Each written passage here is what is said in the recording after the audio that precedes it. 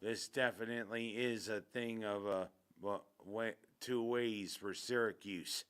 I mean, number one, you gotta kind of wonder how the basketball team's gonna do this February, especially with the loaded schedule.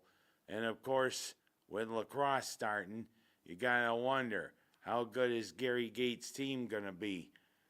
Well, I'm gonna say I got a little of the shadow, but who knows? Oh well, back to the case. First, the basketball team. Who thinks that Red is digging himself a bigger grave every time they're playing? With the exception of that nice win against Notre Dame on Saturday, you gotta figure with what they've done this past week against North Carolina State down in Raleigh, playing the Wolfpack tough, but then showing how fatigued they can get and losing by 20 to the Wolfpack, and then going back to the Golden Triangle and playing North Carolina in Chapel Hill. The way they dug themselves that awful hole, once down by 31 points. I mean, it was embarrassing just seeing how the Orange have been, how Red seems clueless to call a defense that can work.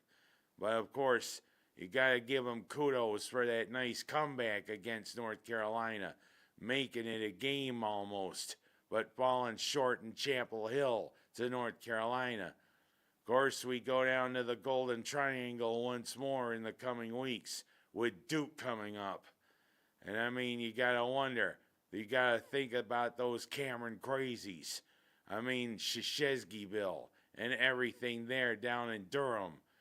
But this is, like I said, a loaded February. We got to play North Carolina again up here in the Dome, Duke, Wake Forest, SMU, and others. I mean, Cal even is a pretty darn good team, and I mean, Cal could definitely be a problem. The end of this schedule could be a problem for the Cuse. Heck, we might not even make 500 the way we're playing. And you know what that probably is going to mean? Red is probably going to be gone. It'll be time to find a coach that maybe can get Syracuse back to the way it should be. But I mean, every time it's just frustrating sometimes seeing how Red seems clueless to call a defense or the way it is. And of course, the exodus that probably is going to happen from this team once this season's over. Even if we make the NIT, there's going to be a pretty good exodus. You wonder whether William Kyle's going to be here, whether Donnie Freeman has decided that this is it at all. But I mean, it's frustrating, very frustrating. This was supposed to be the year that Red had us back on track. Back on track to what? Back on track to lay another stinker? You gotta wonder. Of course, if anybody's looking forward to anything, it's probably lacrosse fans. The lacrosse team kicked off its season Sunday against Boston University in the Dome. And this team is expected to do something Syracuse hasn't done in about 16 years, win the national title. I mean, we could, the one thing is, I mean, we got a pretty challenging schedule. Boston did give us fits with their 10-man, especially on defense. And we can expect that when we play St. Joseph's on Saturday.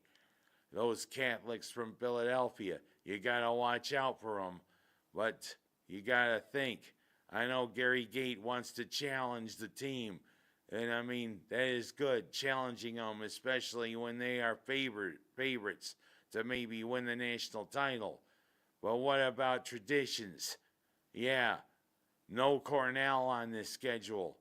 Probably we could play them in the NCAA tournament. And I mean, no Hobart. Those are two rivalries that have defined Syracuse lacrosse through the years. I mean, I know Hobart sometimes hasn't had the personnel, but you know what? It's a great local rivalry. And I mean, for any fans who, when Syracuse goes to Hobart's Field, can just travel a few miles up there to Geneva to watch them. But hey, Syracuse and Hobart is tradition. Syracuse and Cornell is tradition. And Cornell, for the first time since 1977, won the national title in lacrosse. I mean, that would have been a marquee matchup in the regular season, Syracuse and Cornell, and it would have meant something. Of course, we got Colgate, and of course, that is a rivalry, no matter what sport Syracuse plays. Football, basketball, and I mean, lacrosse, but heck, Colgate hasn't had the great tradition as much as Cornell and Hobart. Come on, Gary Gate. I mean, I know you want to challenge the team, and it'll be a challenging schedule. Heck, Duke, North Carolina, Johns Hopkins, and all of them. But you got to think of tradition, Gary Gate. Yep, we'll see how the SU lacrosse team will be. And of course, we continue getting recruits for the football team, trying to get us back into position to get back on the winning track. Fran Brown, who I saw was in attendance there when the lacrosse team played Boston University. Well, it'll be interesting this month of February. And it'll be interesting as we get towards the Super Bowl. Who's rooting for New England? Not. Who's rooting for Seattle? I am. Heck, we need those Ospreys, a.k.a. Seahawks, to take care of the Patriots because, hey, we don't want New England back there. Of course, Mike Vrabel, the disciple of Bill Belichick, and also Drake May, who they're saying is now the heir apparent to Tom Brady. Give me a break. But Sam Darnold, who has worked his way back into good graces. Because you know what? He's had a tough career so far. He came in at the same time as Josh Allen. You know what? You kind of root for somebody to get back to the top. Sam Darnold's had a rough one.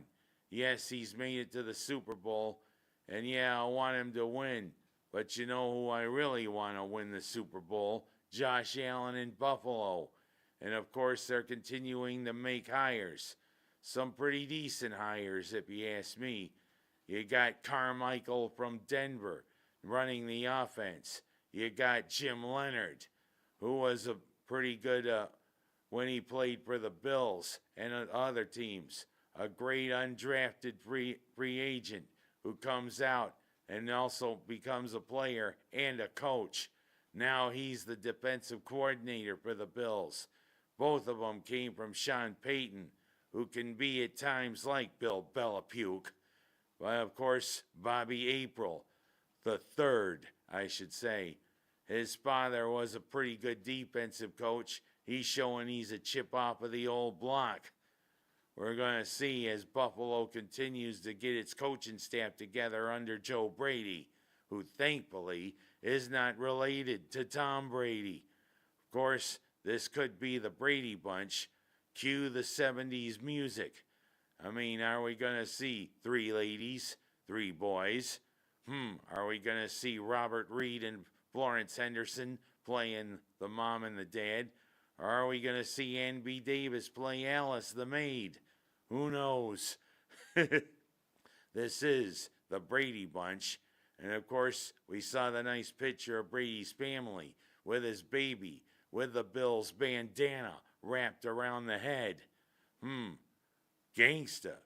Pretty good. We're going to see how this Brady Bunch is, shall we? And last but not least, let's talk about high schools. Yeah, we're starting to get into crunch time for both the boys and the girls.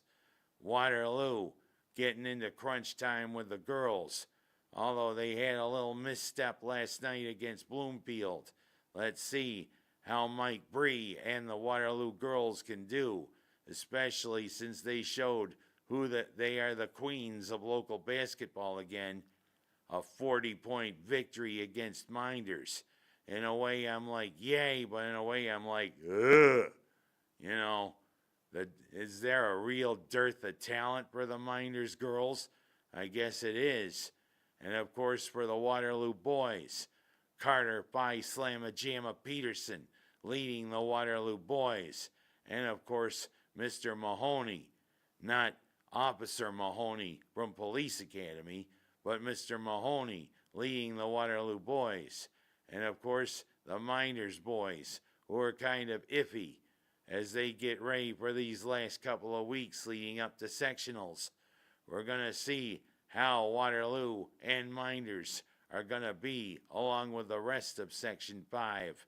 It's going to be interesting, and it'll be an interesting February as Punxsutawney Phil again saw his shadow. Heck, we've been in a big polar vortex. We got to break out of it sooner or later. I'm Ken Haas, and those are my thoughts for this week.